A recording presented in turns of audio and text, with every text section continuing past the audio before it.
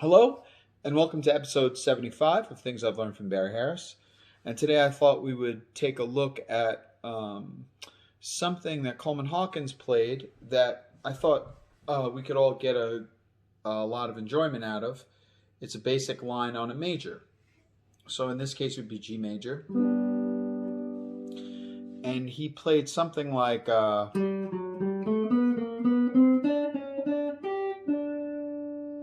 So if we were going to take that apart, we would say he went up the major arpeggio, but he started with the first note, hit the first note of the arpeggio, played a half step below, back up. Then he went up a scale note. Then he did the same thing for the third. So third, half step below the third, back to the third, then up a scale note. Did the same thing for the fifth.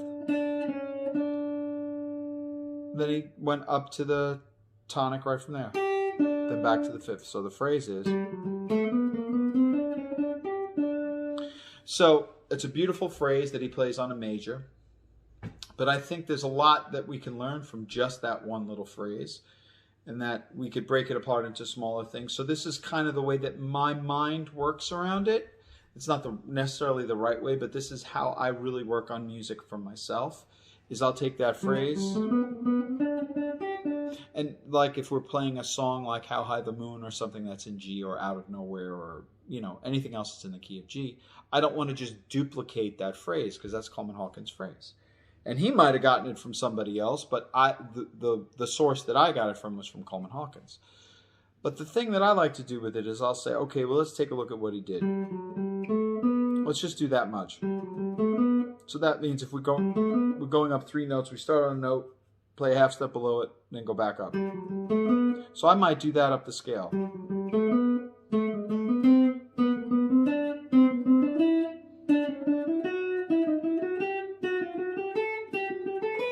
And the same thing down. Let's see what it sounds like down.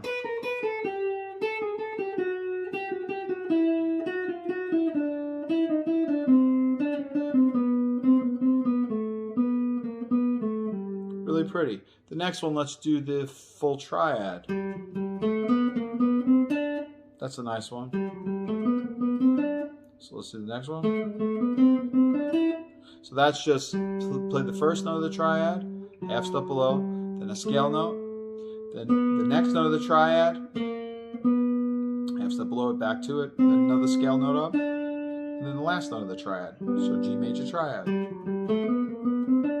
Now we'll do it on the second degree of the scale, the same thing. There's our triad, so we'll say, that's a nice phrase. So now I might be thinking to myself, if we're playing, let's say, something in major, I might say, oh wait.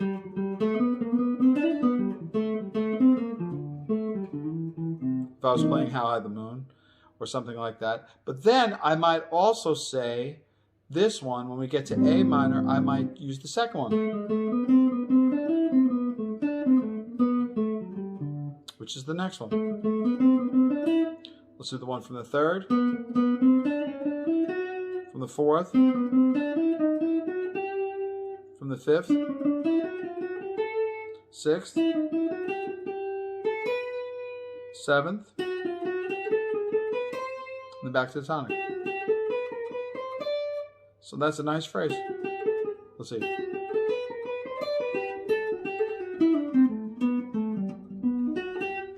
Beautiful phrase. But now he finishes out, he says, so the last three ends on the next one. So that's G major. So, sorry, G major. So the next one will be A minor, which is beautiful. Now he does it for B minor.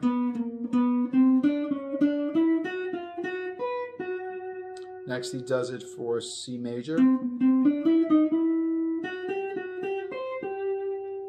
Next one starting on the fifth.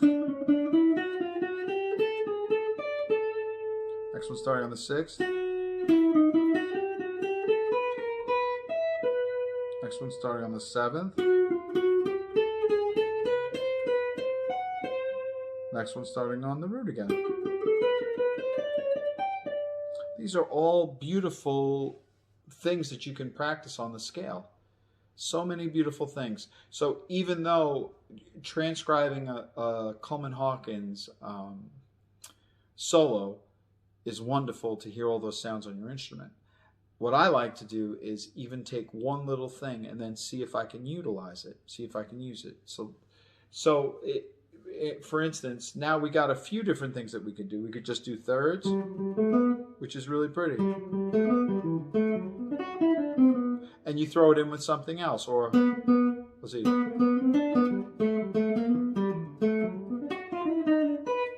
So, or you can use it from the point of view of the minor. Let's see.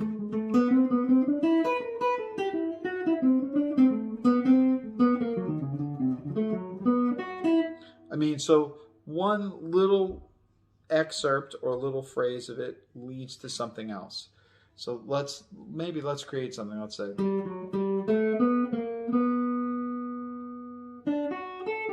that's nice. So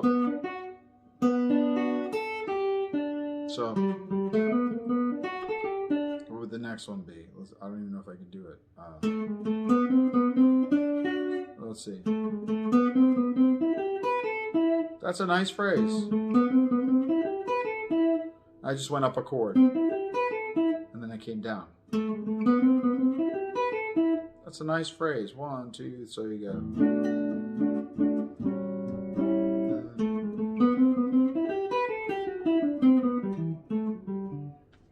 Man. So that's what I like to do, since I'm not particularly good at transcribing. But what I like to do is, like I said, take some of these little ideas and try to use it on every degree of the scale. Really nice. Let's see if we're doing something in, what if we did it in minor? That's beautiful. So if we're playing How High the Moon,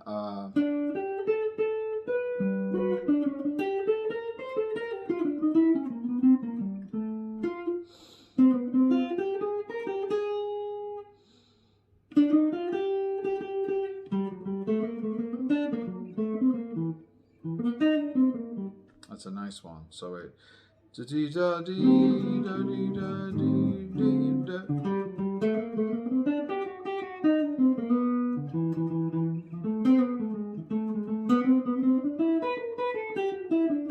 Wow.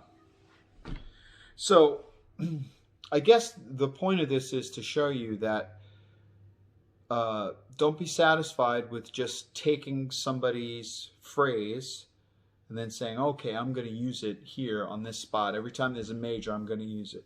I might never use it where it's a major. I might only use it on a minor, maybe.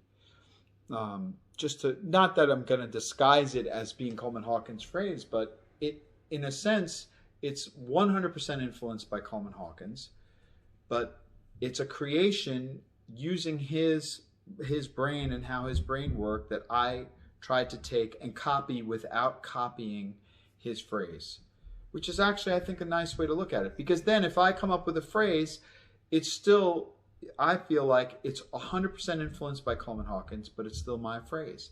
And I think everybody can do that too with their own, with whatever they come up with, whoever they're transcribing. Same idea. It doesn't matter what kind of music you're into, who you're transcribing. I think transcribing something note for note is great, but that's like the first step at using language. So for instance, if we're talking about how we all learn language, we just repeat what everybody else is saying around us until we start to figure it out. But then we have to put our own thoughts together. We don't just keep repeating everybody else's thoughts. So first step, if you want to transcribe, totally fine. Second step, though, would be, I would say, break it down into smaller things and then try to do it on different degrees of the scale to see what kind of musical ideas you can come up with using Coleman Hawkins, what Coleman Hawkins, who is obviously a genius, has already come up with. So just that little major phrase, we've come up with all sorts of things for it, which I think is really what moving the music forward should be about. is not saying, well, I'm not going to play something like Coleman Hawkins, or I'm going to play this Coleman Hawkins phrase, but it's let me see what I can do with his idea, and then let me see if I can expound on it. And I'm not pretentious enough to think like I'm going to make it better. I mean, who's going to make a beautiful phrase better than Coleman Hawkins? But you can make it so that at least it's your own. So anyway, that's today's little lesson on transcribing with a purpose. So until next time, thanks.